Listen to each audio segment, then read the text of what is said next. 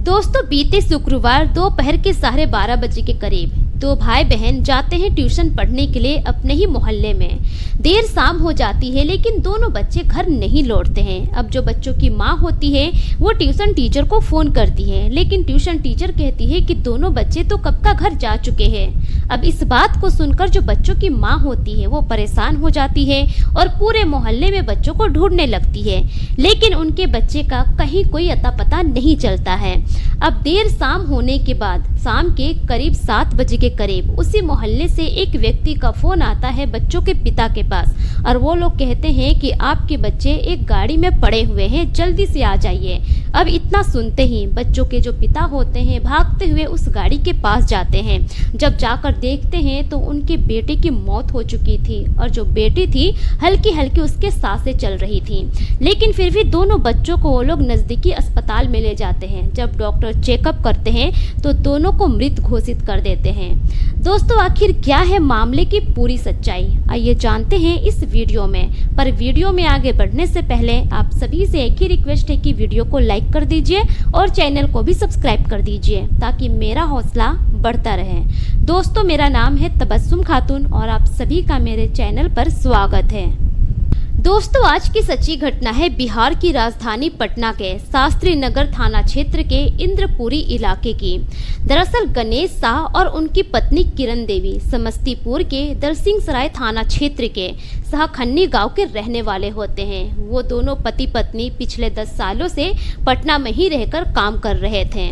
दोनों पति पत्नी वहीं पर अपने बच्चों के साथ रहते थे और जो पति होता है वो मजदूरी का काम किया करता है और जो पत्नी होती है वो दूसरों के घरों में झाड़ू पोछा का काम किया करती है। यही करके अपने परिवार का वहां पर भरण पोषण कर रहे हैं। दोनों पति पत्नी के बीच में 2 बच्चे होते हैं, एक लड़का और एक लड़की। लड़की का नाम होता है लक्ष्मी, जिसकी उम्र लगभग 7 साल की होती है, और जो लड़का होता है उसका नाम होता है दीपक, उसकी उम्र महज 5 साल की होती है। दोनों बच्चे नॉर्थ पटेल नगर स्थित पटना पब्लिक स्कूल में पढ़ाई कर रहे थे और पिछले 4 महीने से दोनों बच्चे अपने ही मोहल्ले में ट्यूशन भी कर रहे थे। माता पिता अपने दोनों बच्चों को अच्छी जिंदगी देने के लिए भरपूर संघर्ष कर रहे थे। पिता मजदूरी का काम कर रहा था, वही जो माँ थी दूसरों के घरों में झाड़ू पोछा का काम करके अपने बच्चों को अच्छी स्कूल में पढ़ा रही थी, यही सोचकर कि जब बच्चे पढ़ लिख लेंगे अच्छे मुकाम हासिल करेंगे। जिस तरह से उसके माता पिता संघर्ष भरी जिंदगी जी रहे हैं वो जिंदगी उनके बच्चों को ना जीना पड़े। अब इसी तरह से सभी की जिंदगी अच्छी तरह से गुजर रही थी। जो उन लोगों का रूटीन था उसी हिसाब से सभी अपनी जिंदगी में आगे की ओर बढ़ रहे थे। अब इसी बीच साल 2025 15 अगस्त को बच्चे स्कूल जाते हैं। स्कूल से आने के बाद घर पर ही खेल रहे होते हैं। तभी लगभग 12 बजे के करीब जो ट्यूशन टीचर होती है वो किरण देवी को फोन करती है और फोन करके कहती है कि बच्चों को ट्यूशन भेज दीजिए, मैं पढ़ा दूंगी। अब जो किरण देवी होती है अपने दोनों बच्चों को रेडी कर देती है और ट्यूशन भेज देती है।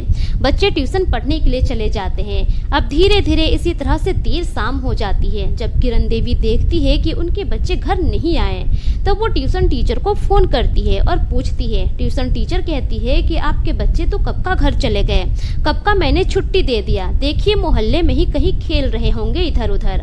अब जो किरण देवी होती है मोहल्ले में छान मारती है, सब तरफ अपने बच्चों को ढूंढती है, लेकिन उनका बच्चा कहीं नजर नहीं आता है। पूरे मोहल्ले में सभी लोगों से पूछती है लेकिन कोई नहीं कहता है कि मैंने आपके बच्चे को देखा है। अब वो तो बहुत परेशान हो जाती है, अपने पति को फोन करती है गणेश को और कहती है कि बच्चे ट्यूशन गए थे लेकिन आए नहीं हैं, ट्यूशन से कब का उन दोनों का छुट्टी हो गया। अब उधर जो गणेश होते हैं वो भी परेशान हो जाते हैं, वो भी घर आते हैं। दोनों मियाँ बीवी काफी परेशान थे।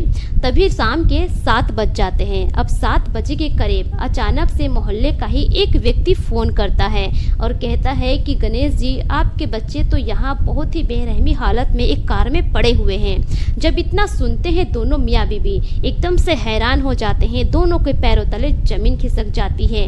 वो लोग भागते हुए जाते हैं वहाँ पर। अपने बच्चों की हालत देखने के बाद सभी हैरान हो जाते हैं। उनका जो बेटा होता है उनकी मौत हो चुकी होती है, वही जो बेटी होती है उसकी हल्की हल्की सांसें चल रही होती है।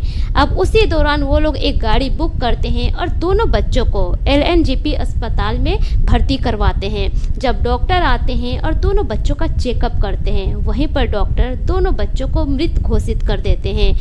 इतना सुनने के बाद गणेश और किरण के पैरों तले जमीन खिसक जाती है। उन दोनों का रो रो कर बुरा हाल हो जाता है, लेकिन तब तक यह मामला पुलिस तक पहुंच चुकी थी। पुलिस को सूचना पहले ही मिल चुकी थी, पुलिस भी वहां पर पहुंच जाती है। उसके बाद बच्चों की डेड बॉडी को पोस्टमार्टम के लिए भेज दिया जाता है। अब जो पुलिस की टीम होती है छानबीन करना शुरू कर देती है। सबसे पहले किरण देवी से पूछताछ किया जाता है और पूछा जाता है कि आपको किसी पर शक है क्या। अब जो किरण देवी होती है वो ट्यूशन टीचर पर आरोप लगाती है कि उसी ने मेरे बच्चों को मारा होगा और मारकर छुपाने के लिए उसी गाड़ी में रख दिया होगा।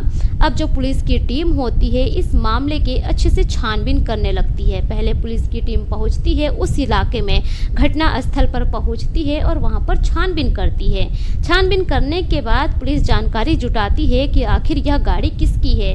अब जिनकी गाड़ी होती है उनका घर तो बगल में ही होता है। उस घर में जो महिला होती है घर से बाहर निकलती है। उसके बाद पुलिस को अपना बयान देती है कि किस तरह से उन्होंने बच्चों को गाड़ी में देखा।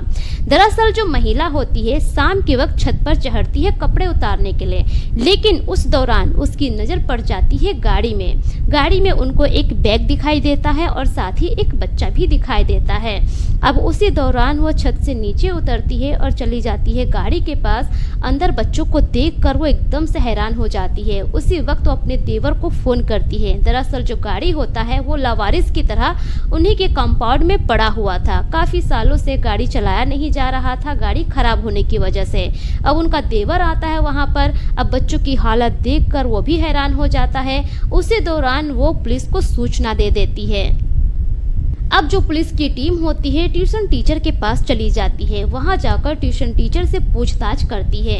पूछताछ के दौरान ट्यूशन टीचर भी यही बयान देती है कि दोनों बच्चों को मैंने ही फोन किया था। मैं घर पे फ्री थी तो सोची कि मैं पढ़ा दूं। दोनों बच्चे आए मेरे पास पढ़ने के लिए, मैंने पढ़ाया। उसके बाद लगभग 2 से ढाई बजे के करीब ही बच्चे यहाँ से निकल गए। अब पुलिस उनका बयान भी नोट कर लेती है। उसके बाद उस मोहल्ले में जितने भी CCTV होते हैं सभी की फुटेज खंगाली जाती है। सुबह बच्चे स्कूल गए थे, वो भी CCTV फुटेज में मिल जाता है। स्कूल से दोनों बच्चे खेलते हुए बाहर निकलते हैं, अपने घर जाते हैं। उसके बाद बच्चे अपने ट्यूशन भी जाते हैं, वो भी पुलिस देखते हैं। ट्यूशन से जब दोनों बच्चे पढ़कर निकलते हैं वो भी CCTV फुटेज में आ जाता है। वहां से निकलने के बाद लगभग थोड़ी दूर बाद जाते ही बच्चों का कोई अता पता नहीं चलता है और जिस घटना स्थल पर घटना घटी थी वहां पर कोई भी CCTV फुटेज नहीं होता है। जब मीडिया वाले पुलिस से पूछताछ करते हैं उस दौरान पुलिस कहती है कि यह हत्या है या फिर दम घुटने से मौत हुई है, अभी कुछ कहा नहीं जा सकता है जब तक कि पोस्टमार्टम की रिपोर्ट ना आ जाए। लेकिन महिला टीचर पर जो हत्या का आरोप लगाया गया है इसके बहुत कम चांसेस है। फिलहाल पुलिस इस मामले में आगे की छानबीन कर रही है। 16 अगस्त 2025 शनिवार की सुबह जब दोनों बच्चों की डेड बॉडी दरसिंह सराय के सलखन्नी गांव पहुंचती है, पूरे गांव के लोग वहां पर भीड़ लगा देते हैं। पूरे गांव के लोगों का रो रो कर बुरा हाल हो जाता है। लोग सोचने पर मजबूर हो जाते हैं कि आखिर 2 छोटे छोटे बच्चों की इस तरह से मौत कैसे हो सकती है। और उसी दिन दोनों बच्चों का अंतिम संस्कार भी कर दिया गया। दोस्तों, इससे पहले भी पटना के जानीपुर इलाके से ऐसा ही एक मामला सामने आया था, जहां की 14 साल की अंजलि और उसका 12 साल का भाई अंशु, उन दोनों की इसी तरह से हत्या कर दी गई थी। उसके माता पिता, जो माता होती है पटना एम्स में जॉब कर रही होती है और उसके पिता चुनाव आयोग में एक कर्मचारी होते हैं। दोस्तों, इस पूरी कहानी में आपको क्या लगता है? दोनों बच्चों की मौत दम घुटने से हुई है या फिर दोनों बच्चों की साजिश के तहत हत्या की गई है या फिर इसके पीछे कोई और वजह रही होगी? अपनी राय कमेंट सेक्शन में जरूर दीजिए। दोस्तों, इस घटना को सुनाने का मकसद किसी के भी भावनाओं को ठेस पहुंचाना नहीं है, बल्कि मेरा मकसद आप सभी को सतर्क करना है, जागरूक करना है, ताकि आप अपना और अपने परिवार का ख्याल रख सके। मिलेंगे फिर एक नई वीडियो के साथ, तब तक के लिए शुक्रिया। जय हिंद।